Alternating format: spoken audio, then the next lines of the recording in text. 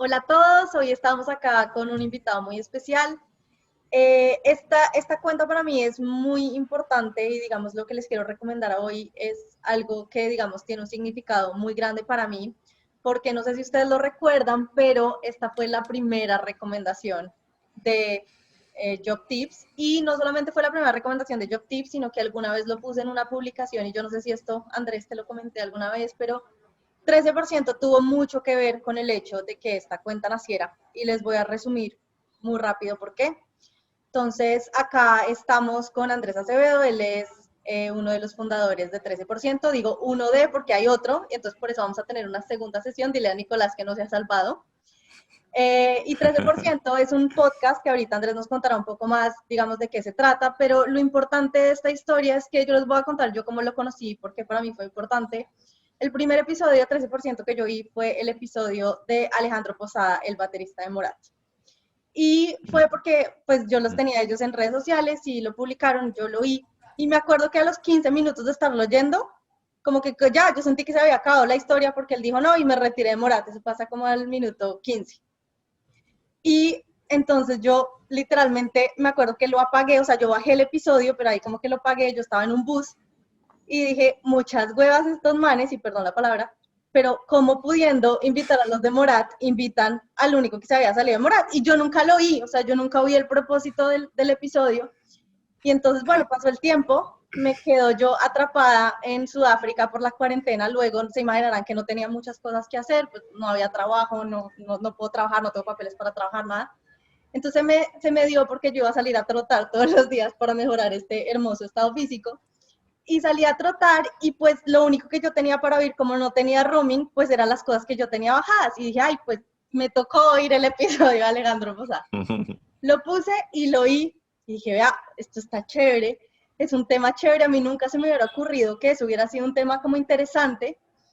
Y después de ese episodio, al poco tiempo, me llegó el episodio de Paola, que para mí es mi episodio favorito, 13%, después se los voy a poner para que lo oigan, pero digamos que a mí el episodio de Paola me pareció una historia que me llenó de mensajes y además que creo que es un mensaje que todo el mundo debería oír. O sea, yo siento que el episodio de Paola es una de esas cosas que deberían poner en todas las universidades el primer día de universidad. Entonces, ese día que vi el episodio de Paola dije, pucha, estos temas son interesantes, los temas del trabajo deberían ser temas que están siempre ahí, hay mucha desinformación, hay mucha falta de información además, y sobre todo que acá no se trata de quién es feliz o no es feliz en el trabajo, sino que también hay muchas personas que ni siquiera pueden ser infelices en un trabajo porque no tienen el trabajo. Y ahí dije, pues voy a empezar a compartir lo que sé y lo que aprendí, y ahí creé la cuenta. Entonces, para que vean, hay un link muy serio con 13%. Entonces, hoy estamos acá con Andrés Acevedo. Bienvenido, mil gracias por haber aceptado la invitación. Te invito, porfa, pues a que te presentes y nos cuentes un poco quién eres y qué es 13%. Estuvo buena tu historia, Laura. Gracias, no, gracias a ti por invitarme. Eh, Me gusta tu historia porque creo que refleja un poco de lo que intentamos con 13%. Porque, claro, y esto, gran crédito lo tiene Nicolás, que es mi socio, porque, pues, digamos, él siempre ha sido amigo de los de Morat. Entonces, la tentación de uno cuando está arrancando un proyecto es, pues, traigamos gente que nos dé cierto reconocimiento o que, pues, haga crecer esto, porque si no, ¿cómo más vamos a crecer? Yo, por ejemplo, Entonces, yo lo quería había traer a apoyado y Nicolás, pero me tocó Andrés. Sí, exacto. Entonces yo le decía, hey, Nico, pues entrevistemos a los de Morat, pues los tenemos, o sea, los conocemos, yo no sé qué, yo creo que dirían que sí. Y él un día me dijo, oiga, ¿sabe qué? Se me ocurrió, deberíamos entrevistar más bien a Alejandro Posada, que ya no está en Morat, sino que renunció a Morat para ser arquitecto. Es una cosa extrañísima, ¿no? Y yo creo que yo obviamente me había enterado de esa decisión de Alejandro hace varios años atrás y me había parecido muy extraño. Yo decía, ¿cómo alguien puede renunciar a ser un rockstar eh, para volverse arquitecto? Me parecía como un poco, no sé, como hasta perdedor y pues, pues como muy raro. Entonces, bueno, entonces la historia era, entrevistemos a este tipo, a ver qué fue lo que le pasó. Y lo que se da cuenta uno es que esos caminos que parecen ser tan ideales con el trabajo, como esas cosas que la gente solo logra soñar con ellas porque pues yo creo que ni tú ni yo en poco tiempo pues nos volvamos unos rockstars y empecemos a dar giras por el mundo. Esas cosas con las que uno quisiera que, digamos, le cambie la suerte y algún día pueda ser un rockstar, pues no son tan ideales y son como todos los otros trabajos y como en todos los otros caminos de las personas que están llenos pues como de momentos dolorosos y de dificultades, pero también pues de grandes alegrías. Claro está, no todas las personas estamos hechas para ciertos caminos y eso fue en parte lo que le pasó a Alejandro Posada, ex baterista de Morat. Ujú. Y me gusta que hayas traído a colación esa historia porque digamos que ahí maduramos un poco más, como 13%, y empezamos a darnos cuenta de algo, y es que todo el mundo está intentando entrevistar a los de Morat, todo el mundo está intentando entrevistar intentando pensar en famosos, y me lo sé, a Daniel Samper. Todo el mundo quiere como llegar ya de una vez al que tiene 1 millón de seguidores y de ahí arrancar. Y nosotros pensábamos, pues es que también hay cosas que la gente del común, gente como nosotros, pues tiene para enseñarnos. Así no sean los más visibles, ni estén acostumbrados a entrevistas, ni estén acostumbrados a hablar al frente de micrófonos. Y entonces eso también tiene que ver con Paola, que Paola pues no es una persona famosa, pero tiene una historia que, pues como tú dices, pues yo no lo digo, pero ahora lo va a empezar a decir, debería ser escuchada en todas las Debería. universidades el primer día de clase. Sí. Entonces, bueno, ahora sí me presento. Yo soy Andrés Acevedo, soy abogado en principio, estudié Derecho. Eh, Apenas me gradué de Derecho, decidí que no quería ser abogado. Naturalmente, cuando uno decide no ser algo, pues por lo general no tiene un plan alternativo. Uno simplemente desecha el plan original y queda un poco en el aire. Entonces, estando un poco en el aire, me dediqué a hablar con gente y a conversar con, digamos, personas que yo creía que me podían guiar un poco en mi camino. Y me di cuenta que había un mundo de respuestas que podían ser útiles a cualquier persona en situaciones similares o incluso en situaciones diferentes, pero digamos con problemas que eventualmente se tocarían con el mío. Mucha gente está desubicada, mucha gente no sabe qué es lo que la apasiona, mucha gente no sabe si debería seguir su pasión.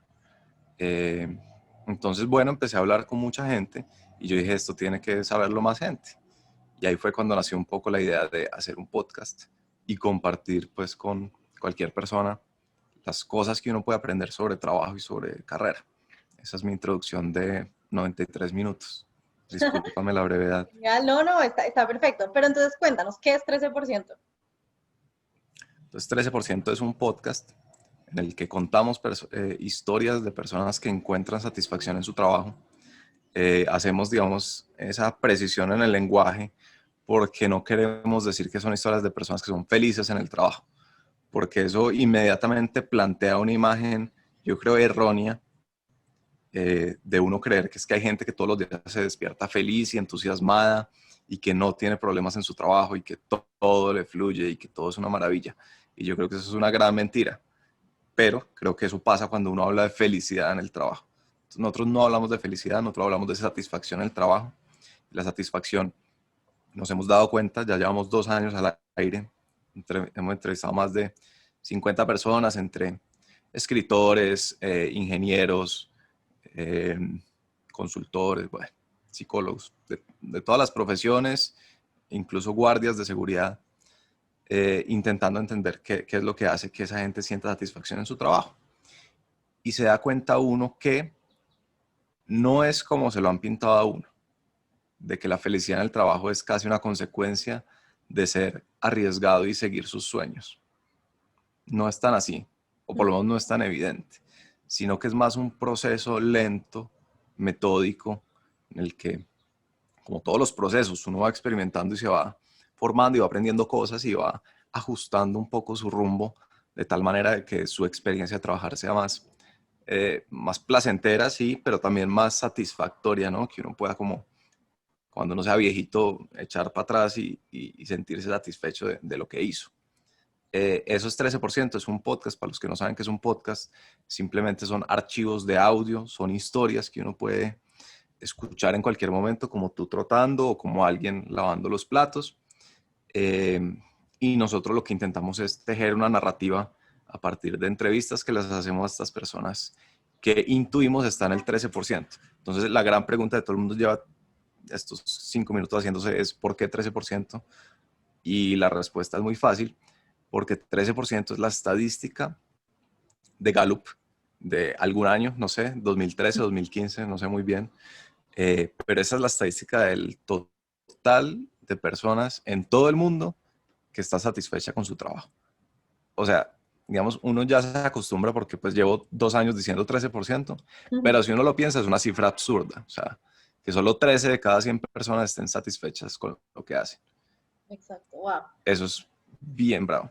Claro, no, mil gracias. Y acá me parece muy interesante. Yo no sé si esto se lo oí a ustedes en algún episodio, la verdad no puedo citar a nadie porque no me acuerdo, pero era algo así como que los mejores consejos o las mejores decisiones se toman no haciendo las mejores preguntas, sino oyendo las mejores conversaciones. Yo no sé si eso fue lo que dijeron ustedes o se lo oí a alguien más, me lo soñé, No. no sé, pero, pero yo creo que 13% es eso y por eso quiero invitarlos a ustedes a escucharlo. Yo digamos que siento, y esto ya es reflexión mía, que hay un episodio de 13% para cada persona y no todos los episodios de 13% son para todo el mundo. Total. Estaba, por ejemplo, el otro día había una persona que me decía, mira, es que yo llevo un montón de tiempo queriéndome ir a estudiar afuera porque no sé inglés, pero entonces obviamente estoy avanzando un montón en mi carrera. Pues esa persona oyó el episodio de Palola y le pareció lo máximo que había oído en su vida. Esta otra persona que dice, no, es que yo quería trabajar más en temas sociales y educación, pero estudié Derecho o Ingeniería Industrial, entonces tienen otro episodio para eso. Entonces yo lo que les digo es, tómense el momento, el espacio pues de conocer el podcast. Yo me he oído el 100% de los episodios, yo creo que ustedes deben tener desde el 6 de marzo hasta por ahí el 30 de abril una lista de descargas en Sudáfrica, porque yo me lo oí, o sea, el día que yo decidí oír 13%, me lo oí desde el episodio 1 hasta el último, digamos que le hice un gran seguimiento, y creo que de todos los Wow. episodios aprendí algo, y creo que acá les voy a traer un consejo que esta historia más creo que nadie la sabe tampoco, y es cuando yo estaba oyendo el episodio de Juan David Aristizábal, el segundo, porque yo lo había oído el primero y después escuché el segundo, y en el segundo episodio Juan David dice que básicamente el secreto es levantarse y así uno tenga como pereza de hacer algo, igual hágalo, o sea, como quítese, sí, como que los grandes cambios en la vida vienen de literalmente uno despertarse y no sentirse cansado y atreverse a hacer algo. Ese día yo llegué a trotar y yo era amiga de Juan David y le escribí a Juan David Aristizábal y hoy yo estoy trabajando con Juan David Aristizábal. Entonces, por ese mensaje, o sea, con ese mensaje después empezamos a hablar y ahí como que nos enganchamos. Entonces, lo que les digo, creo que cada episodio tiene como un mensaje así específico que creo que la gente tiene que oír y digamos que tener a Andrés acá es muy valioso porque acá hay muchos abogados y creo que eso es algo importante y por eso ahorita te quiero preguntar, Andrés, ¿cómo un abogado llega a pues crear un podcast? ¿Qué pasó ahí? Sí. Voy a hacer como 2 comentarios. El primero es sobre eso de que hay un episodio para cualquier persona, pero creo que una manera equivocada de acercarse a 13% es querer armar como un muñeco, como aprendí esto en el primero, esto en el segundo, esto en el tercero, Ah, esto en el sí. cuarto, y tiene que ser un muñeco coherente. Eso no va a suceder. Digamos que las experiencias de los seres humanos en esencia son contradictorias entre sí y por sí mismas también, ¿no? Como que uno es contradictorio con sí mismo y es inevitable que lo que yo haga sea contradictorio con lo que alguien más que le fue bien haga.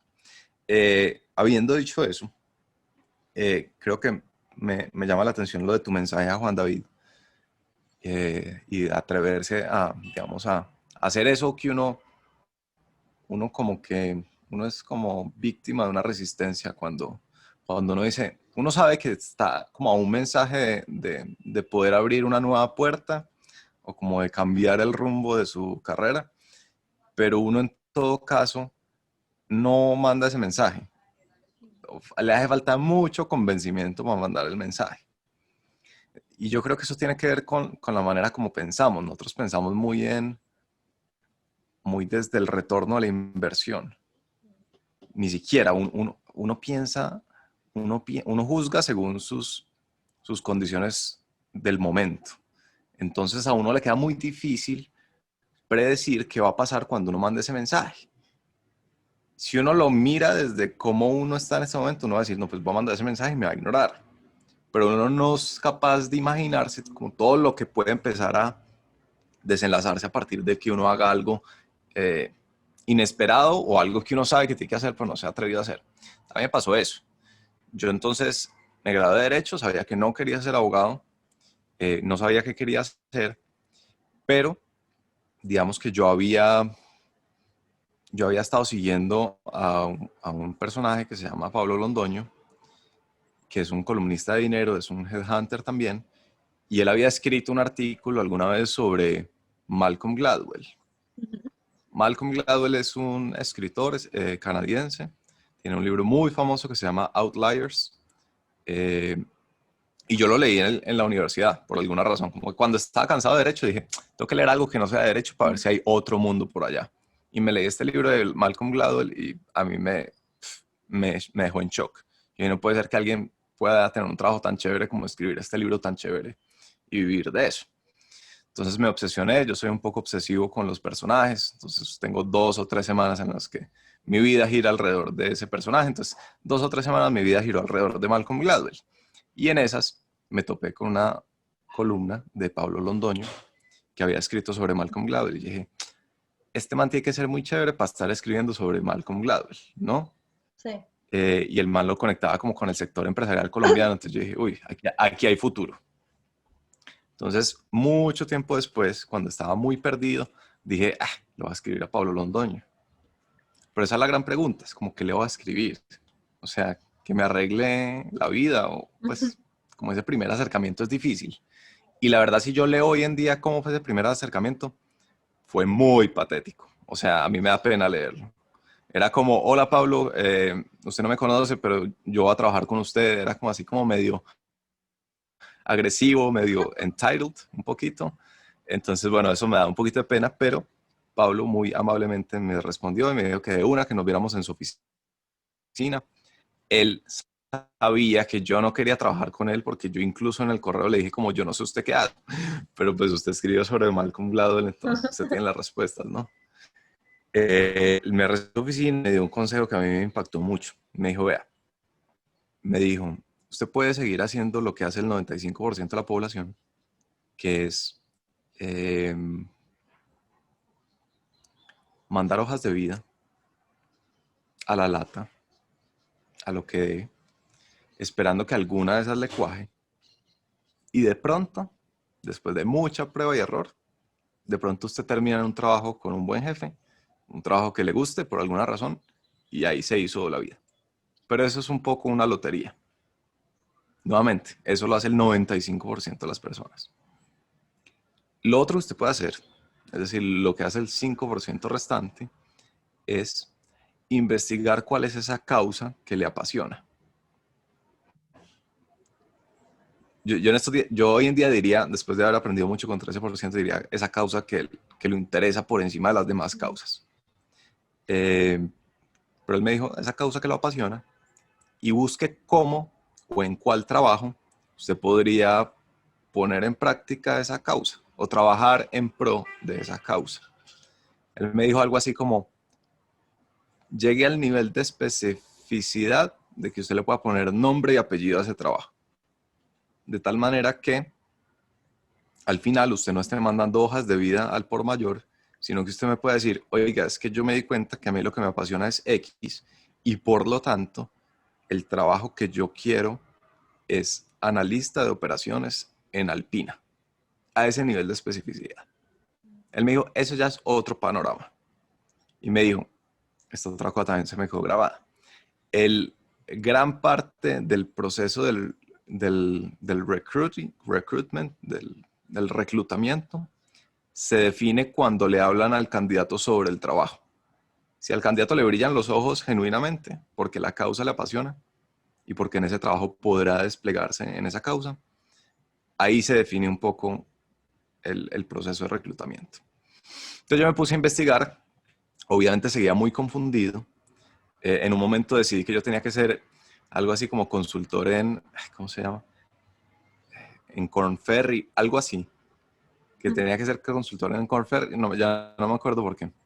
Y entonces, bueno, le dije, Pablo, yo necesito ser consultor en Korn Ferry, no sé qué, y él me estaba ayudando, pero pues eso se alargó y no pasó nada.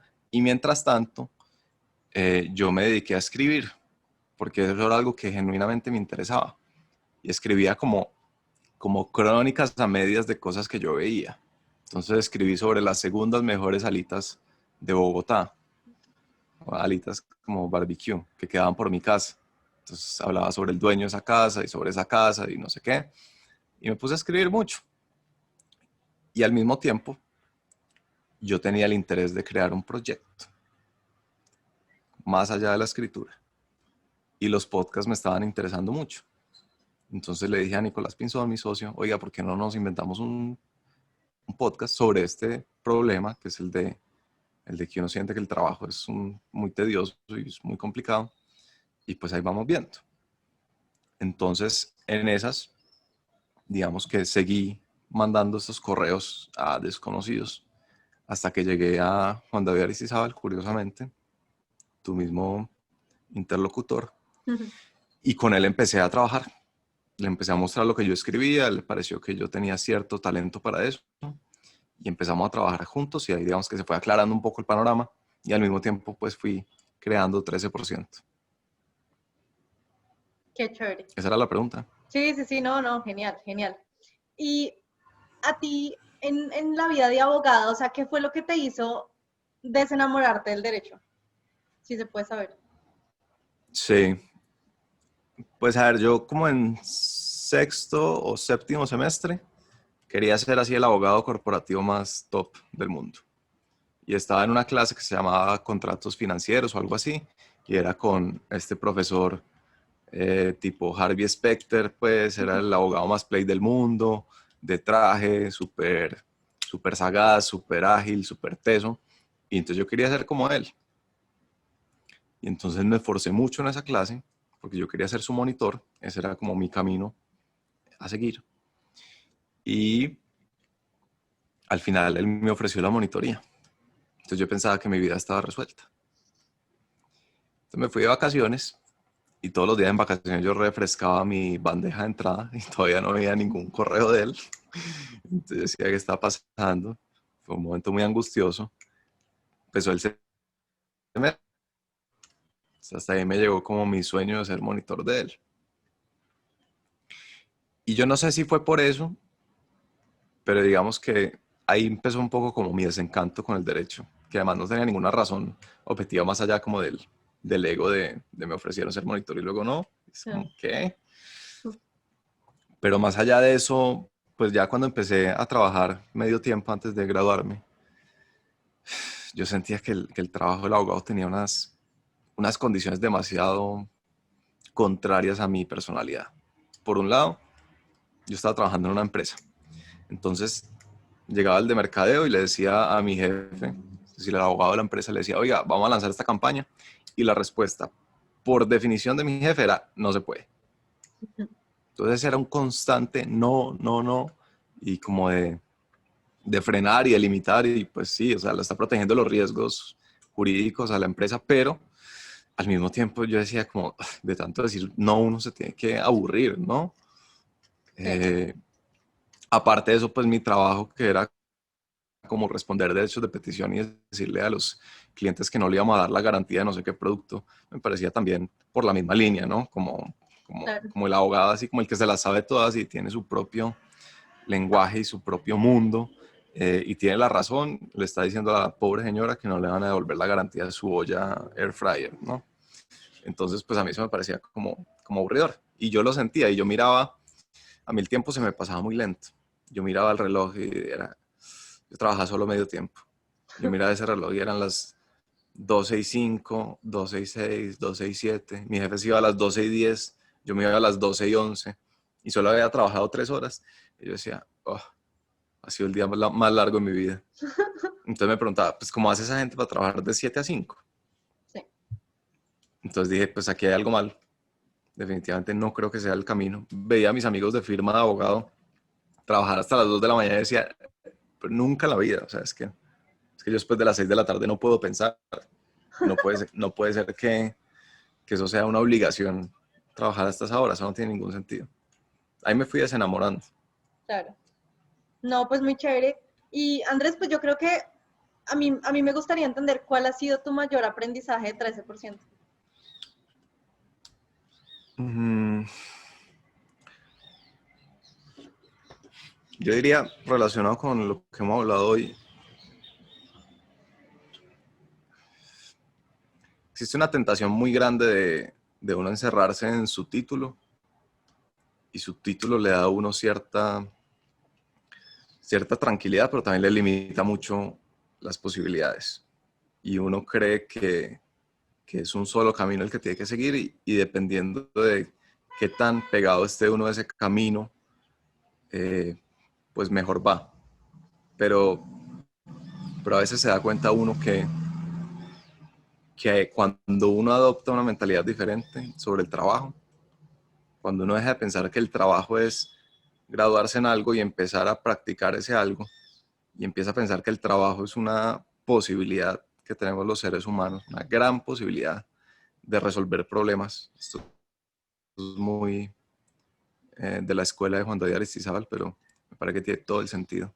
Cuando uno empieza a ver que hay problemas por resolver y la gente le paga a uno por resolver problemas, digamos que las posibilidades son otras. Y la angustia es mucho menos, porque entonces ya no es como, ay, pero es que yo no tengo título para eso. Es como, ay, yo no tengo experiencia para eso. Es como, ¿me interesa resolver este problema? Sí. Tengo ciertas habilidades que me posicionan por lo menos inicialmente para resolver bien este problema. Sí. Soy del todo competente para resolver este problema. No, pero eso es justo lo que uno necesita. Es como una meta que no esté muy al alcance de uno porque uno se aburre, que no esté demasiado lejos porque uno se eh, sobrecoge, no sé, overwhelm, pero que esté en el punto justo para que, digamos, lo jale a uno hacia allá. Eso Viktor Frankl lo llamaba la tensión creativa. Y él decía, los seres humanos no necesitamos un estado de relajación absoluta. También lo decía Stanislao Zuleta, que decía que el problema de los seres humanos no es que no lleguemos a nuestras metas, sino son nuestras metas, porque lo que soñamos son paraísos en tierra. Y cuando uno está deseando paraísos en tierra, está deseando mal. Y pues creo que evidencia de eso ha sido gran parte del siglo XX, eh, ya sea el estalinismo, sea el nazismo, sea el maoísmo. Todos esos eran promesas de paraísos en tierra y crearon problemas enormes y dolor enorme para la sociedad. Y lo mismo nos pasa a los seres humanos como individuos, que deseamos paraísos en tierra en vez de desear una meta retadora para la que puede que no seamos del todo competentes, pero que nos jale y nos tensione, porque siempre es bueno estar tensionado, ¿no? No siempre estar relajado. Entonces diría que ese es como mi aprendizaje. O No, sea, genial. hay que ver el trabajo como una posibilidad de resolver grandes problemas y problemas inquietantes, y no como una evolución natural de la universidad o del título que tuviste. Buenísimo. No, me parece Ese un diría gran yo. consejo y me parece que diste muy buenos consejos para las personas que ahorita están buscando trabajo, que obviamente son la mayoría que están acá y creo que todo eso que hablaste aplica, el tema de atreverse a mandar un mensaje, el tema de esforzarse un poco más, el tema de salirse un poco del título, de hacer algo que a uno lo apasione, creo que son consejos súper valiosos y mil gracias por tu tiempo, por haber estado acá. Yo les voy a dejar abajo toda la información de 13%. Obviamente sé que se dieron cuenta, tengo un problema con la luz gigante, acá el gobierno corta la luz en algún Sí. momento, ¿sí? Entonces la cortó cuando llevábamos como 10 minutos de conversación. Menos mal mi computador sigue cargado, pero bueno, nada, ahí prendí la linterna del celular y creo que, bueno, será chistoso por lo menos. Pero bueno, pues una historia más para contar, pero Andrés, muchas gracias por Cosas haber que estado pasan. acá y seguimos ahí pues conectados con 13%. Dile a Nicolás que algún día espero tenerlo por acá también y también lo que necesiten de esta cuenta pues saben que es de ustedes en parte. De una, Laura. Gracias a ti, que sigas con tu gran trabajo de screenshots. Estás haciendo la revolución del screenshot. Creo que le va a Literalmente. servir a mucha gente. Y voy a decir una última cosa sobre los mensajes. Creo que esto puede servir, sirve mirarlo así. Uno naturalmente cree que es el protagonista de su vida, ¿no? Como que pues la conciencia es como yo soy el protagonista de mi propia película. Pero uno a veces cae en el error de pensar que todo el mundo está pendiente de uno. Entonces, cuando uno manda un mensaje, uno cree, esta persona no me ha respondido, está pensando que yo soy un imbécil. Y lo más probable es que no. no les, o sea, no todo el mundo está pensando en uno. Entonces, eso yo creo que quita un poco de presión a la hora de mandar esos mensajes. Y Exacto. nada, gracias. Total, no, Andrés, muchas gracias. A ti.